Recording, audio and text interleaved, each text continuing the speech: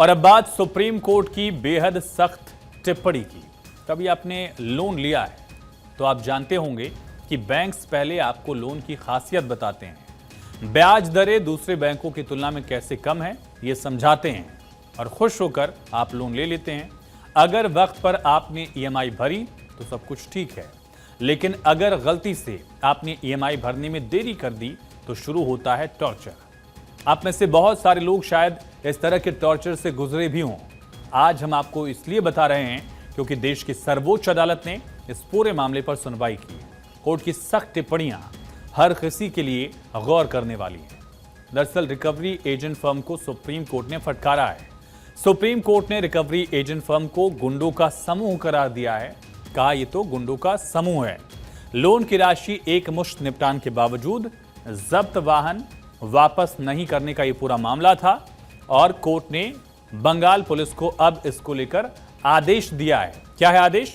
दरअसल 2 महीने के अंदर कंपनी के खिलाफ आरोप पत्र दाखिल करने को कहा है। दरअसल सुप्रीम कोर्ट ने कलकत्ता हाई कोर्ट के 16 मई के आदेश में हस्तक्षेप करने से इनकार कर दिया है, जिसके तहत बैंक को याचिकाकर्ता को वाहन वापस न करने पर 5 लाख रुपए का अंतरिम मुआवजा देने के लिए कहा गया था। जस्टिस सूर्यकांत, जस्टिस उज्जवल भुइयां की बेंच ने कोलकाता में बस चलाने के लिए 15,15,000 रुपए का लोन लेने वाले देवाशीष बोस रॉय चौधरी को मुआवजा देने का निर्देश दिया है। मामले में बेंच ने बैंक ऑफ इंडिया को रिकवरी एजेंट से राशि वसूलने का निर्देश भी दिया। बेंच ने कहा कि रिकवरी एजेंट वास्तव में गुंडों का एक समूह प्रतीत होता है, जो याचिकाकर्ता बैंक की ओर से लोन लेने वालों को परेशान करने के लिए अपनी ताकत का इस्तेमाल करता है।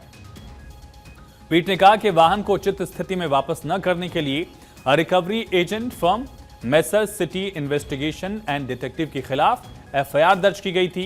कहा संबंधित क्षेत्र के पुलिस आयुक्त को यह तय करने का निर्देश दिया जाता है। आईपीसी की धारा 406, 420, 471 के तहत पश्चिम बंगाल के पुलिस स्टेशन सोदेपुर में दर्ज 5 जुलाई 2023 की एफआईआर की जांच बिना किसी देरी के अपने तार्किक निष्कर्ष पर ले जाएं और 2 महीने की अवधि के भीतर आरोप पत्र दायर किया जाए। सुप्रीम कोर्ट ने पूछा भी कि आखिर रिकवरी के लिए नियम क्या है, क्योंकि कई बार रिकवरी के नाम पर लोगों को मेंटली हैरेस किया जाता है। इस तरह के मामले बेहद संगीन होते हैं, लेकिन कार्रवाइयां कम दिखती हैं। सुप्रीम कोर्ट की फटकार के बाद उम्मीद है कि ये तस्वीर जो है वो बदलेगी।